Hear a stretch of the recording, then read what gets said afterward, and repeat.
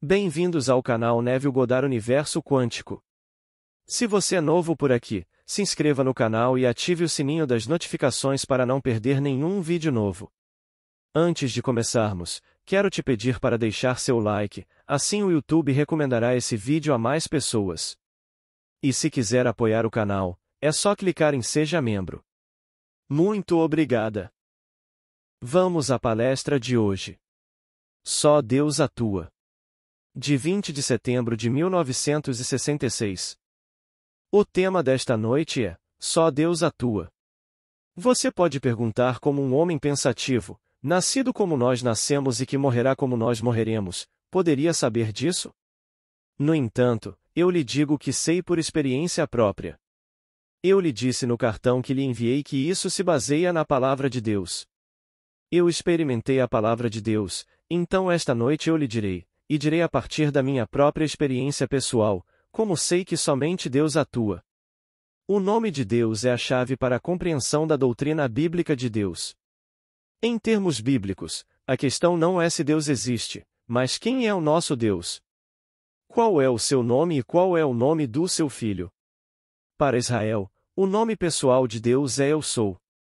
Você pode ler isso nas Escrituras, assim como eu li nas Escrituras, mas eu não sabia disso até experimentá-lo. Voltemos hoje à noite a uma experiência minha que ocorreu em 1929, no verão de 29. Antes de citar a passagem do Salmo 82, permitam-me dizer que o editor da mais erudita de todas as altas críticas das Escrituras chamava-se Thomas K. Shane, ele era o editor da Enciclopédia Bíblica.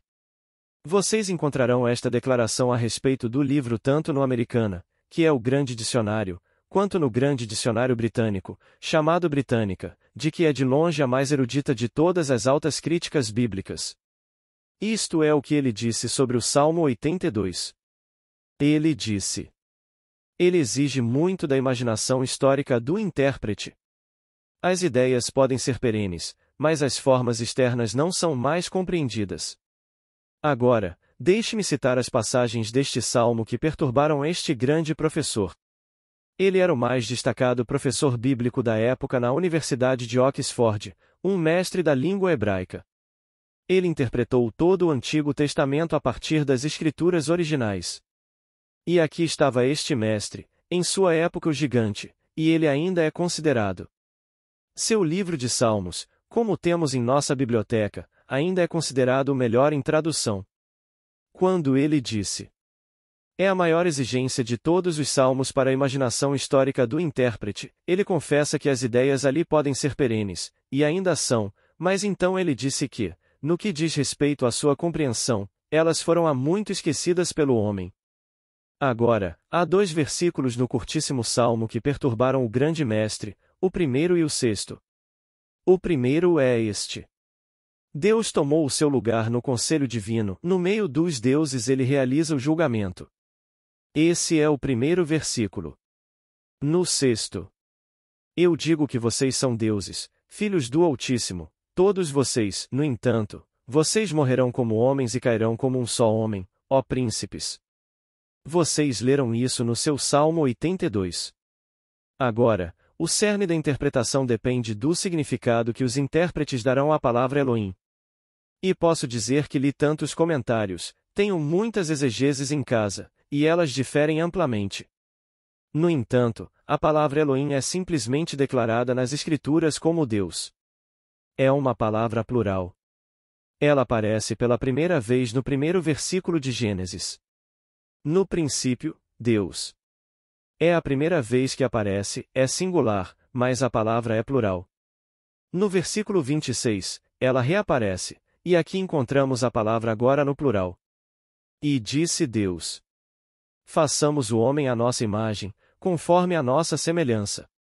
Aqui a encontramos agora em sua forma plural. Neste Salmo 82, a palavra Elohim aparece duas vezes, no primeiro versículo e depois no sexto. No primeiro versículo: e Deus tomou o seu lugar no conselho divino, no meio dos deuses, plural, ele realiza o julgamento. Bem, a imaginação histórica se preocupa apenas com os fatos da história secular. Não há registro na Terra. Mesmo que nenhum livro de história concorde com outro livro de história sobre o mesmo evento, ainda assim eram fatos. Sabemos que a Batalha de Waterloo foi travada, sabemos que a Guerra Civil aqui foi travada, a Primeira e a Segunda Guerras Mundiais foram travadas, e agora estamos lutando outra. Mas nenhum historiador, ao contar a história desses eventos, os contará da mesma maneira. Eles verão com olhos diferentes, mas estavam registrando fatos. Digo, em meio às teorias e opiniões mutáveis dos homens na história secular, está a imutável palavra de Deus. A história secular acabou, está consumada. O tempo está cumprido agora para que ela se cumpra em nós. Portanto, a história secular acabou, a história secular é algo mutável que amanhã murchará e desaparecerá como a grama. Ela murchará como a grama e desaparecerá e murchará como as flores. Não importa quão grande seja uma nação hoje, ela desaparecerá amanhã. Não importa quão grande você seja, você será completamente apagado como uma pegada na areia fina quando as ondas chegam. Mas a história da salvação é para sempre. Portanto, em meio a essas teorias e opiniões mutáveis da história secular, está a imutável história da salvação de Deus. Isso é literalmente verdade. Acabei de citar o Salmo 82. Eu o vivenciei no verão de 1929. Eis aqui a minha experiência com isso. E sei que Deus só age. Então, quando Blake escreveu aquela sua memorável fantasia, chamada O Casamento do Céu e do Inferno, ele não estava exercendo seu direito de poeta quando disse: Deus só age e está nos seres ou homens existentes. E quando ele a abordou em Jerusalém, em seu maior de todos os poemas, disse: Deixemos que ele, que é o único, e que caminha entre nós, decida. O único ator é Deus. Somente Deus age e não há outro ator. Agora, se vocês se lembram do que eu disse quando citei aquela passagem do 82º. Eu digo que vocês são deuses, filhos do Altíssimo, todos vocês, no entanto, vocês morrerão como homens e cairão como um só homem, ó príncipes.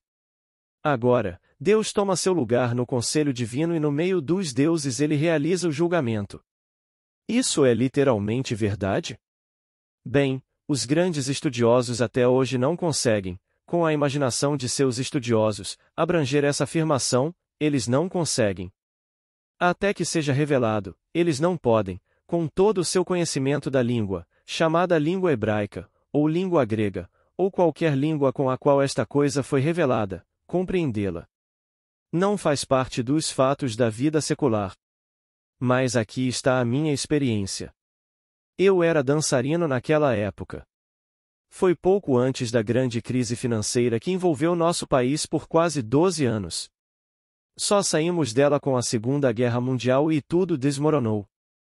Mas eu era um dançarino de sucesso, bem-sucedido em ganhar dinheiro e em me virar sozinho. Eu estava dormindo profundamente no meu quarto de hotel em Nova York quando fui levado em espírito para este conselho divino.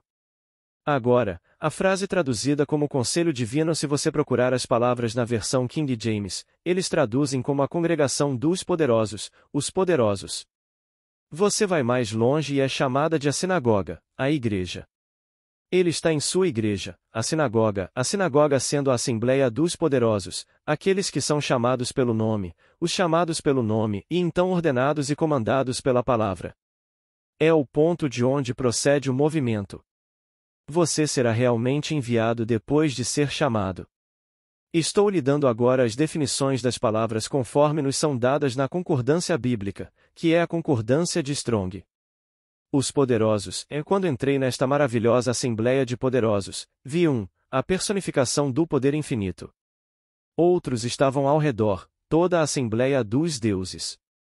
Fui levado até esta mulher celestial, e lá estava ela com um enorme livro-razão aberto. Ela estava sentada.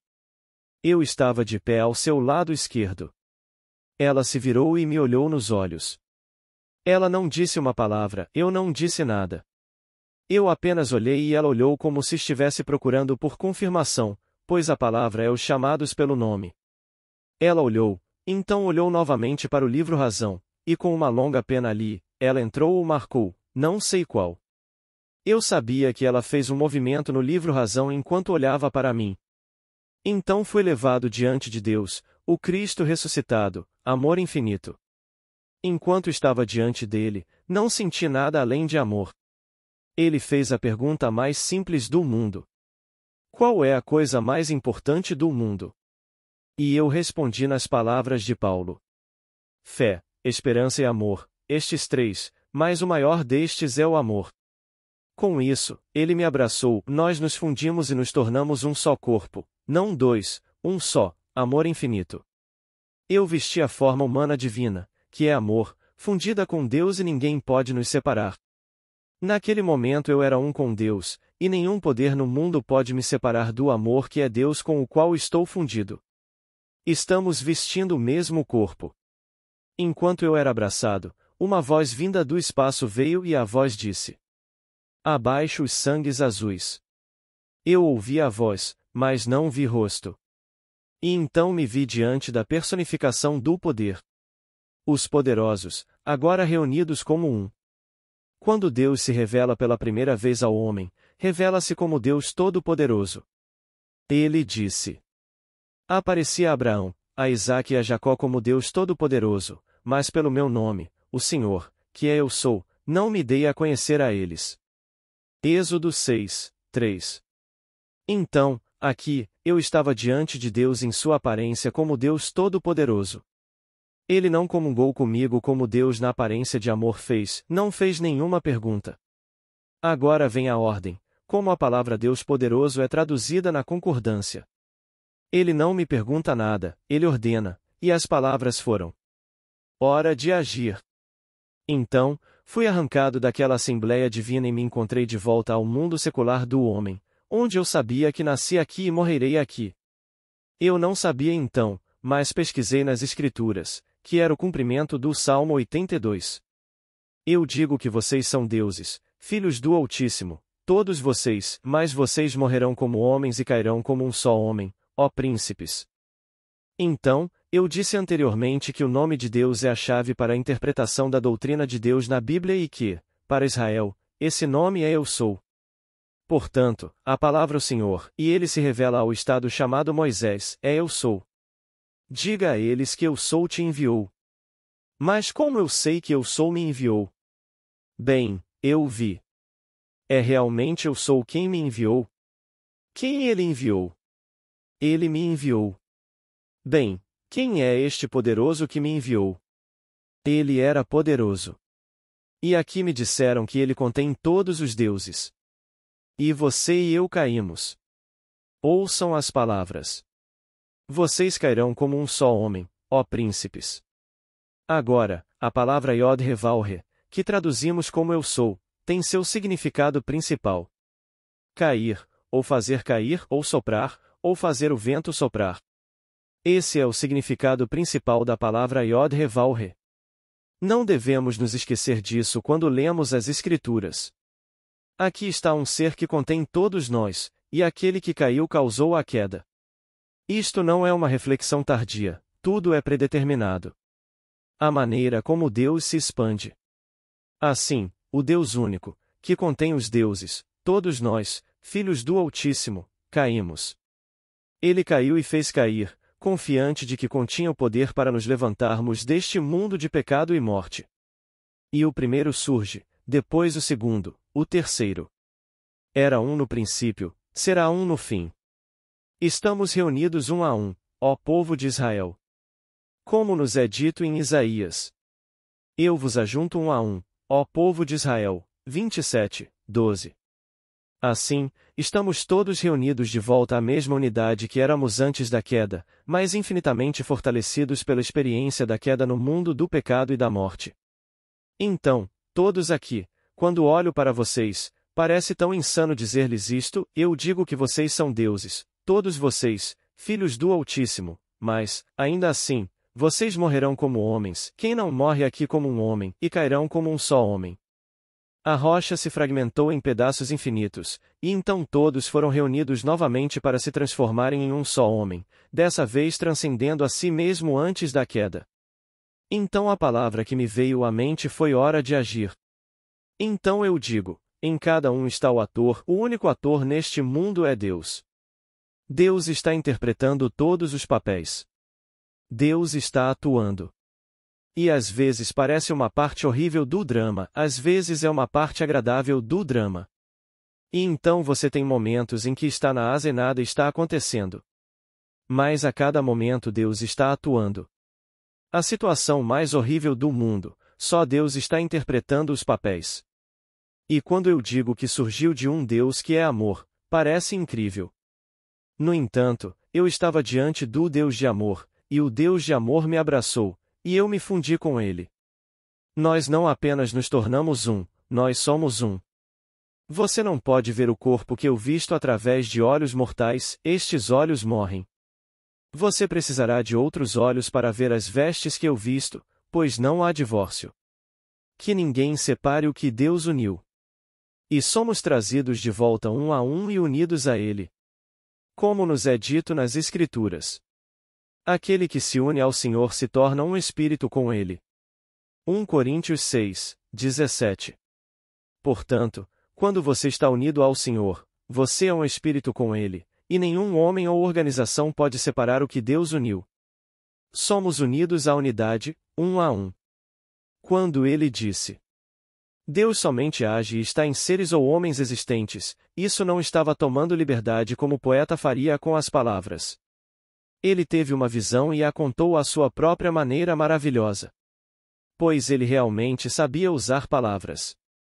Eu gostaria de ter o talento no mundo dos homens para usar palavras como Blake, pois eu poderia contar essa mesma visão, mas não com mais beleza do que ele a contou.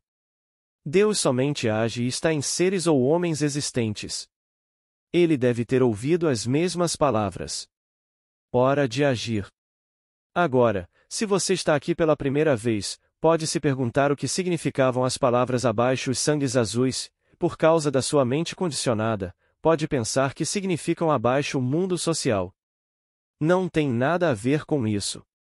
Os sangues azuis, ao longo da história, têm sido o protocolo da Igreja, os adornos externos do mundo que substituem a religião. Todos os chamados adornos externos, todas as doutrinas, os rituais, tudo isso é chamado coletivamente de sangues azuis. Abaixo. Não recebi meu conhecimento das Escrituras de nenhum homem neste mundo, e minha autoridade para pregá-las não vem de nenhuma organização no mundo. Ela veio, como aconteceu por meio de Paulo, por uma revelação de Jesus Cristo. Quando ele se revelou diante de mim, respondi corretamente e ele me abraçou, em cumprimento agora do Evangelho. E, quando vos conduzirem à sinagoga, perante os príncipes, não vos preocupeis com o que haveis de responder, nem com o que haveis de dizer, porque o Espírito Santo vos ensinará naquela mesma hora o que deveis dizer. Lucas 12, 12. Vocês são divinamente inspirados. Não ouvi nenhuma palavra. Veio automaticamente, como se eu tivesse ensaiado tão bem o que deveria dizer que, quando chega o momento de vocês responderem, como um ator entrando no palco, ele o faz automaticamente. Ele não pensa no que vai dizer. Portanto, não se preocupem, não fiquem ansiosos com o que haveis de responder, nem com o que haveis de dizer, porque o Espírito Santo vos ensinará naquela mesma hora o que deveis dizer, e vocês o dizem. Divinamente inspirados, vocês não poderiam errar. Portanto, ninguém vacilará quando for trazido à grande assembleia dos deuses. Você verá apenas dois, na verdade, existem outros, mas no final são apenas dois. Aquele que o abraça, o Cristo ressuscitado, que é amor infinito, e então aquele que é a mesma presença, revelada apenas como poder, Deus Todo-Poderoso, El Shaddai. E isso é tudo o que ele é, poder infinito sem compaixão, e o outro, amor infinito, nada além de compaixão, e ainda assim o mesmo ser. Assim, aparecia a Abraão, a Isaque e a Jacó como Deus Todo-Poderoso, mas pelo meu nome, o Senhor, que é Eu Sou, não me dei a conhecer a eles.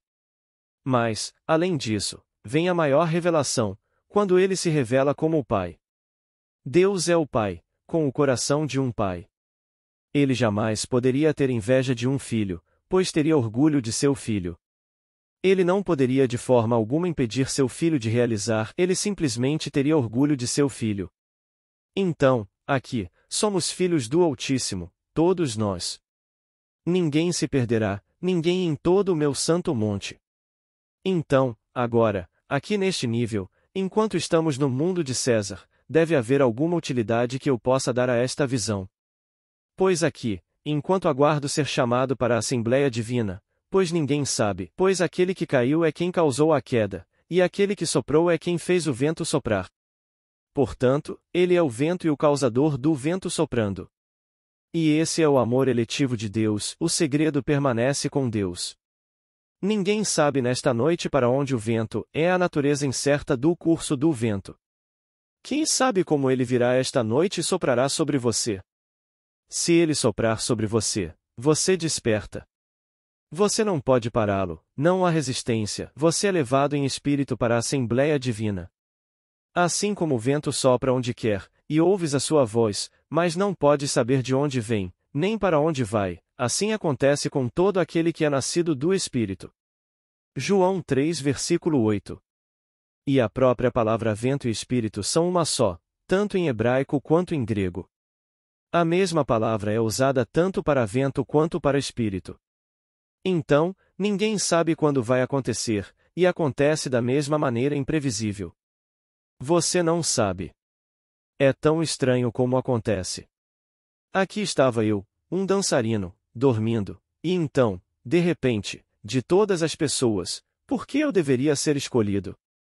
Eu não era membro de uma igreja, não tinha formação no que se chama de treinamento religioso, e tentava me manter à tona sem recorrer à ajuda de outros, e de repente sou escolhido. Então, o segredo do amor eletivo de Deus continua sendo o seu segredo. E, portanto, é simplesmente um estado. Tudo bem, somos chamados, como nos é dito em Romanos, somos chamados segundo o seu propósito. Porque os que de antemão conheceu, ele nos conheceu a todos, então, nos predestinou para sermos conformes à imagem de seu Filho. E aos que predestinou, chamou, e aos que chamou, justificou, e aos que justificou, também glorificou. Romanos 8, 29. Bem, esses 5 termos, pré-conheceu, predestinou, chamou, justificou e glorificou, somam-se a uma afirmação muito forte da predestinação. Não conheço nenhuma maneira de tomar os 5 termos e interpretá-los de modo a evitar uma conclusão de predestinação. Experimente você. Aqueles que de antemão conheceu, predestinou, aqueles que predestinou, chamou, aqueles que chamou, justificou, aqueles que justificou, glorificou. A implicação é uma dádiva de si mesmo àquele que ele glorifica. Justificação é a absolvição divina. Não importa o que você tenha feito no mundo de César, e o que nós não fizemos, nenhum homem está sem pecado, mas nenhum homem. Nenhum homem pode dizer que não violou os mandamentos de Deus. Especialmente quando lemos que eles devem ser feitos psicologicamente. Pois vocês ouviram o que foi dito. Não adulterarás. Eu, porém, digo que todo aquele que olhar para uma mulher com desejo impuro, já cometeu adultério com ela em seu coração. Mateus 5, 27. Bem, qual homem não é culpado? Qual mulher não é culpada? Se eu tomar o nome homem genericamente, qual indivíduo neste mundo não é culpado de violar esse mandamento? No entanto, ele o justificará e, ao justificá-lo, o vindicará. É a vindicação divina. E no minuto em que você é completamente vindicado pelo abraço dele, você é glorificado em sua presença, você é um com Deus. A partir de então, vocês não são 2, vocês são apenas um. Então, neste nível, tomamos o comando hora de agir. E então lemos as Escrituras. Não bebas mais água, toma um pouco de vinho, por causa do teu estômago e das tuas muitas enfermidades. 1 Timóteo 5 versículo 23. Bem, a água é um símbolo psicológico do conhecimento psicológico. É um símbolo do conhecimento psicológico. Eu entro no campo e há um poço, e uma pedra cobre o poço. Eu rolo a pedra para longe e tiro água e dou água ao meu rebanho, então rolo a pedra de volta. A pedra é um símbolo da verdade literal. A água é um símbolo da interpretação psicológica do fato literal. Agora eu a transformo em vinho, como nos é dito no 2º capítulo de João. Eu pego a água e tiro água, mas a água não sai, eu tiro o vinho. O vinho é a aplicação da verdade que ouvi. Então, se ouvi dizer que devo me arrepender. A primeira palavra usada é arrepender-se. Bem, arrepender-se significa mudar minha atitude em relação à vida. Eu a mudo radicalmente. Bem, se eu te vejo e você não está bem, eu vou te ajudar. Tenho que me convencer de que acabei de ver a mais maravilhosa personificação da saúde que já encontrei a seu respeito, e assim me convencer de que isso é um fato. Quando te encontro e penso em você, só consigo ver isso. Mas, eu só vejo esse novo ser na minha mente em relação a você. Bem, então não estou mais bebendo água, eu a apliquei. Agora estou bebendo vinho para as aflições do meu mundo. Então, passo a vida simplesmente bebendo vinho. Absorvi toda a água que pude. Peguei todos os fatos literais da vida, transformei-os nas verdades psicológicas que eles representam e, então, em vez de absorver cada vez mais dessas verdades, parei. Comece agora a beber um pouco de vinho, comece a aplicar o pouco conhecimento que você tem. E então você sai para se arrepender. Não para sentir remorso, não para se arrepender de nada que tenha feito, mas para ver aqueles em necessidade. Que é apenas você mesmo sendo expulso, pois somos um. Começamos na Assembleia Divina e todos caímos como um só homem, e ela se fragmentou. Quando estivermos todos reunidos novamente, ainda será um só homem, e esse homem é Deus. Só existe Deus.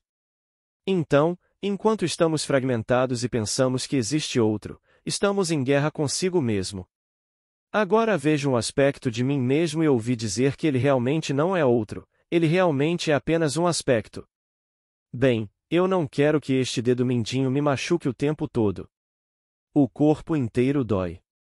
Se eu disser, bem, afinal, isso não importa, eu o corto fora, estou simplesmente cortando uma parte de mim mesmo. Portanto, você não precisa descartar ninguém neste mundo. Simplesmente mudamos aquele que antes teríamos descartado como algo que não poderia ser redimido. Tudo é redimível. Então, pegamos cada pessoa neste mundo e as transformamos diante dos nossos próprios olhos, e as transformamos radicalmente em nós. Esperamos um momento para perceber que isso se conforma à mudança que ocorreu em nós, e todo o vasto mundo apenas reflete e ecoa as mudanças que ocorrem em nós. Então, paramos de simplesmente beber cada vez mais água, absorvendo cada vez mais os significados psicológicos das Escrituras, e aplicamos o pouco que sabemos. A aplicação agora é beber vinho. Então, beberemos vinho de agora em diante e simplesmente transformaremos nosso mundo para se conformar ao ideal que gostaríamos de ter em nosso mundo, o mundo em que queremos viver. E isso é agir, portanto, Deus somente age e está em seres ou homens existentes. Se você não agir com base no que tem como conhecimento, então Deus está simplesmente adormecido dentro de você. Como lhe é dito nas Escrituras. Desperta. Por que dormes, Senhor? Desperta. Não nos rejeites para sempre. Salmo 44, versículo 23. Desperta, ó tu que dormes, e levanta-te dentre os mortos. Efésios 5, versículo 14. Se não agirmos, estaremos dormindo e seremos semelhantes aos mortos. Mas ouvir o que devemos fazer e fazê-lo é começar a nos agitar e a nos tornar vivos dentro de nós mesmos. Então eu digo a todos, e sei disso por experiência própria. Não estou teorizando, não estou especulando, estou dizendo o que sei por experiência própria.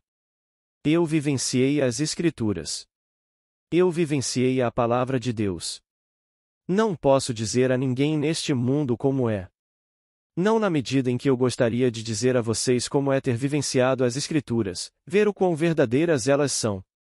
Que tudo aqui muda, todas as coisas desaparecem. Há aqueles que têm 1 bilhão e querem 2 bilhões. Um jovem está processando o pai por uma parte de um fundo fiduciário que já é de 300 milhões, e o pai já possui 1 bilhão, e ele não quer liberar um centavo dele. O rapaz tem 31 anos, o pai agora tem 76. Ele não sabe o quão perto está de onde ele. Mas ele não quer que um centavo dele seja tirado dele. O filho poderia usar um pouco disso.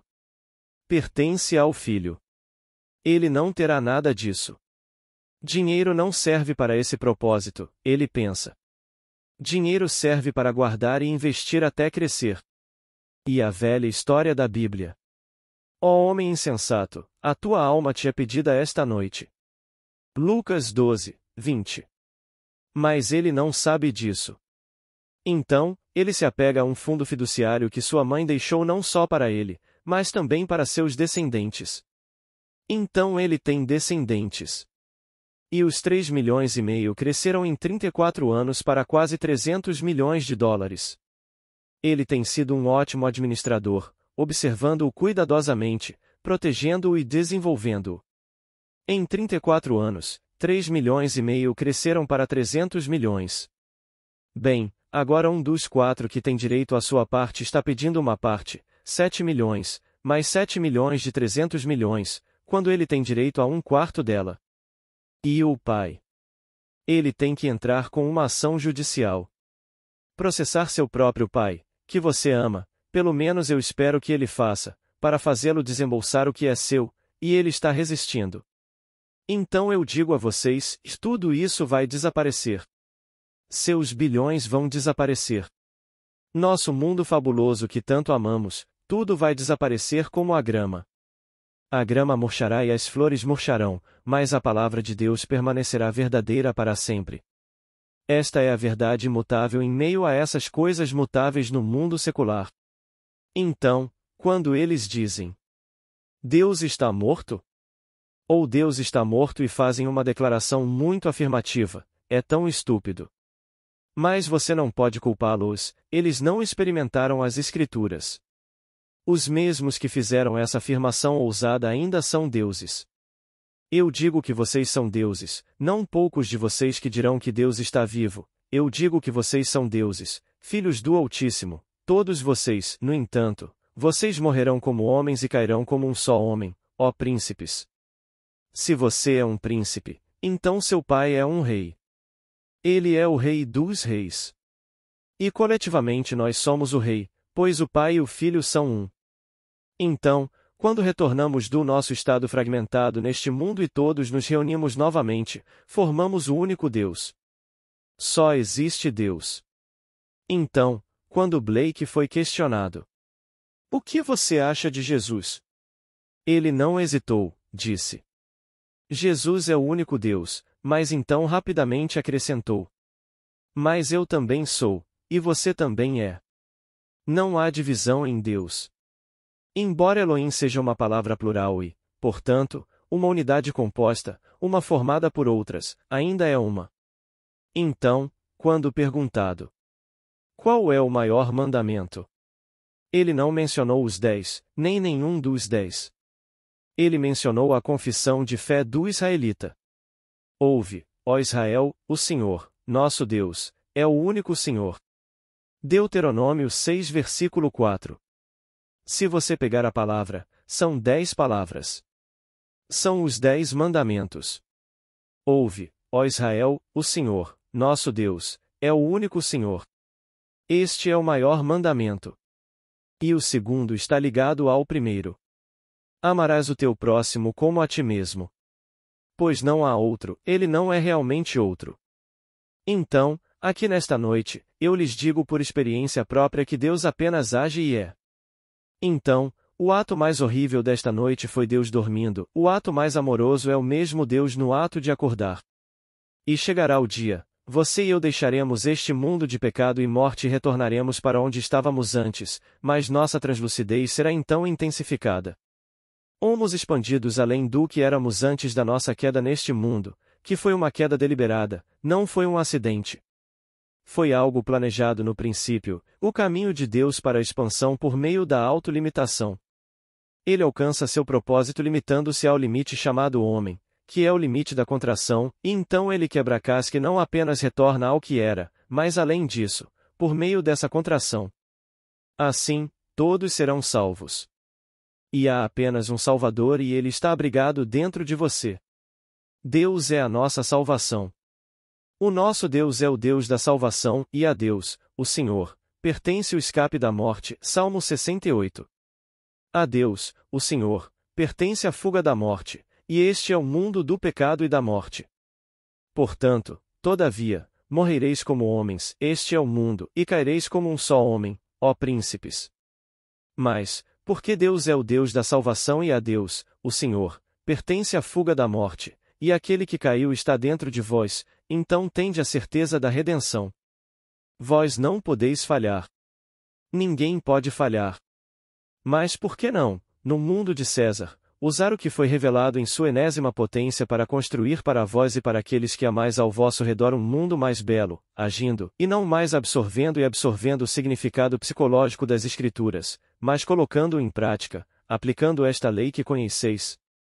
Agora, vamos entrar no silêncio. Escritura de qualquer escola ou homem. Eu simplesmente a leio agora, tendo tido a experiência, apenas para confirmá-la. Portanto, minhas experiências são paralelas às Escrituras. Agora, alguma pergunta, por favor? Pergunta. Neville, você poderia explicar o versículo 12 do capítulo 13 de Mateus? Posso ler? Resposta. Por favor, faça isso. Pergunta. Especialmente a última parte. Ao que tem, será dado, e terá em abundância, mas ao que não tem, até aquilo que tem lhe será tirado. Especialmente a última parte. Resposta. Se você não conhece a lei de Deus e vive por ela, você pode, como muitos no mundo, pensar que o que eu tenho agora, eu manterei para sempre sem a aplicação de um princípio que o sustente. Todas as coisas vêm a este mundo por um ato imaginário, elas são mantidas existindo por esse ato imaginário. Quando esse ato imaginário, por inúmeras razões, deixa de existir, ele desaparece do mundo delas. Então, as pessoas que hoje não têm nada amanhã terão muito, aquelas que têm, não terão nada. Não porque Deus esteja punindo alguém, é uma lei. Todas as coisas produzem conforme sua espécie. É uma daquelas leis estabelecidas no princípio. Todas as coisas produzem conforme sua espécie. Então, se eu crio algo e esqueço como o fiz, e penso agora que essa é a minha segurança e não a lei pela qual eu fiz o fruto existir, a árvore para de produzir. Você pode pegar pessoas hoje que fizeram fortunas nos bolões, o bolão de futebol da Inglaterra, que paga $1 milhão por 1 centavo. Durante toda a vida, elas não tinham nada antes, e ganharam 1 milhão isentas de impostos. Antes de morrer, elas não têm nada. Não foi tributado, tudo isso é dinheiro isento de impostos, $1 milhão. E isso foi realmente investigado. Antes de partirem deste mundo, elas não têm nada porque esqueceram, se é que alguma vez souberam, como o trouxeram. Algum momento de citação quando se perderam no ato imaginário de posse, e isso se tornou um fato. Mas elas não conseguiam relacionar o fato à causa invisível que o produziu. Então, elas se alimentam desse lixo, sem mantê-lo vivo em suas mentes. Assim, todas as coisas vêm a este mundo por atos imaginários, elas são sustentadas por esses atos imaginários e desaparecem quando o ato deixa de ser sustentado. Então, aquele que tem, será dado, se ele souber como mantê-lo vivo neste mundo, e o homem que não tem se recusa a acreditar que tem algo a ver com sua falta neste mundo. Ele acha que é a sociedade. Ele quer que o mundo cuide dele. E ele acha que o governo lhe deve a vida. Ele acha que aquele lhe deve a vida, e todos, menos ele, lhe devem a vida. Os políticos o encorajam a acreditar nisso para obter seu voto. Então, temos bilhões sendo pagos por causa de pessoas que se recusam a fazer sua própria força, e ainda assim sua força é tão simples, usando suas próprias imaginações maravilhosas. A imaginação é o corpo divino em cada homem. Se ele não a usa, bem, então ela não dá frutos, e ele se sente realmente acredita que todos lhe devem a vida. E ainda assim, o homem que usa sua imaginação, ele a traz. Ele pode se lembrar da causa imaginária do efeito físico, ele pode. Se ele se lembra, ele é abençoado. Como diz o Salmo 1. Bem-aventurado o homem que se alegra na lei do Senhor. Porque próspera em tudo o que faz. Versículos 2 e 3. Bem, o que é a lei do Senhor? Ela é declarada de forma tão simples no capítulo 11 de Marcos. Tudo o que vocês pedirem, em oração, creiam que já receberam, e receberão. Versículo 24. Simples assim. Tudo o que vocês desejarem. Não consultem um mestre, um padre ou qualquer pessoa para saber se é bom ou ruim. Vocês desejaram? É isso que vocês realmente querem? A história é: e tudo o que vocês desejarem, creiam que já receberam, e receberão. Agora, será que eu tenho fé suficiente para crer que tenho o que a razão e os meus sentidos negam? Se eu tiver e isso se tornar um fato, vou esquecer a lei pela qual o tornei um fato. Se eu fizer isso, bem, então terei voltado a dormir e não me deleitarei na lei do Senhor. Então, se você trouxer algo. Nesta nossa reunião, não os vejo mais, mas tivemos alguns outros que, com base nesta lei, foram para Caliente. Um sujeito ganhou $87.000. Ele devia $1.000 e não tinha ninguém a quem recorrer para levantar um centavo sequer. Ele não tinha crédito para $1.000. Ele ganhou $87.000. Bem, agora ele se tornou rico em sua própria mente. Outro sujeito, sua mão estava fria como um bloco de gelo, quando ouviu um homem confessar na minha plataforma, voltou, pegou minha mão e disse que a havia gasto mal, que não a havia roubado. Sem o consentimento de quem me emprestou este dinheiro, investiu em negócios pensando que tudo daria certo. Então ele disse: eu não o roubei, Neville, apenas o negócio faliu. Agora ele quer o dinheiro dele. Você acha que eu conseguiria fazer o que aquele homem disse esta noite que faria? Eu disse: certamente que consegue. O mesmo Deus em você, o mesmo Deus em mim, o mesmo Deus nele pode fazer isso. Em um mês, ele ganhou $54.000. Mas então, ambos ganharam todo esse dinheiro e se esqueceram da palavra de Deus. Eu ficaria muito interessado em descobrir o quão perto eles estão do fim dos 87.000 e dos 54.000. Seria muito interessante descobrir o que eles fizeram com todo esse dinheiro.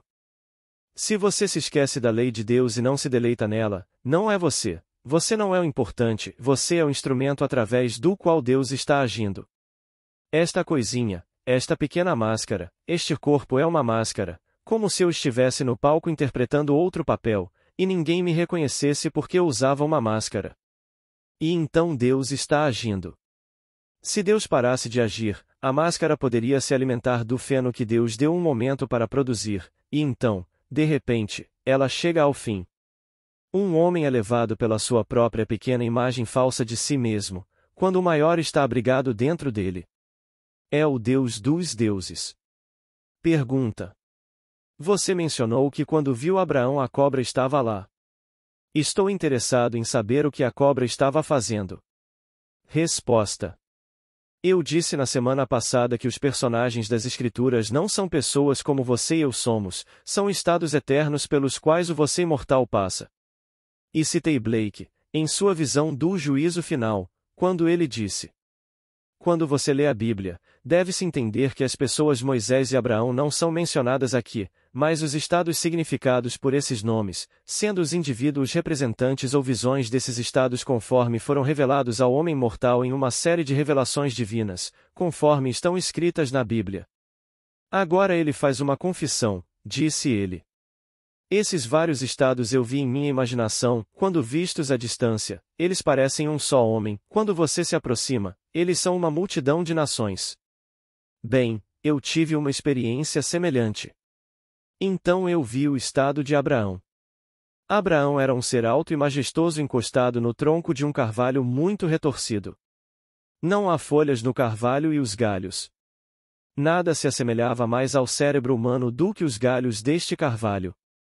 Todas as circunvoluções do cérebro pareciam estar objetivadas nesta árvore, e ao redor de todo o tronco da árvore, havia uma serpente. Sua cabeça era humana, seu rosto era humano, e lá está ela olhando não para Abraão, mas para mim, com a expressão mais sábia que se possa imaginar.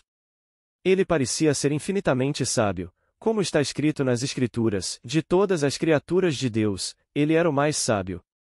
Abraão estava olhando para longe, não para o espaço, mas para o tempo, de acordo com as Escrituras. Abraão exultou por ver o meu dia, ele o viu e se alegrou. João 8 versículo 56.